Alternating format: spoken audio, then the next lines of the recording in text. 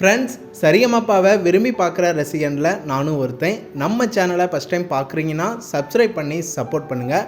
இந்த வாரம் சரிகமபாவில் legend round நடந்துக்கிட்டு இருக்கு. இன்றைக்கும் நடக்க இருக்கு. ஜீ தமிழ் சரிகமபாவை பார்த்து என்ஜாய் பண்ணுங்கள்.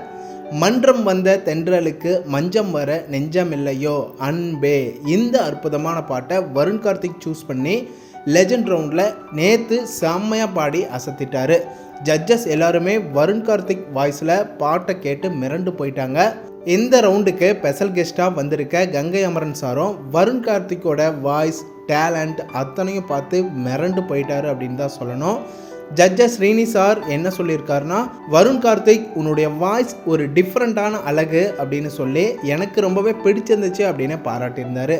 உண்மையாகவே வருண் கார்த்திக் இந்த பாட்டை அவ்வளவு அழகாக ரொம்ப அற்புதமாக மெலடியாக பாடியிருந்தார். கேட்க லவ்லியாக இருந்துச்சு.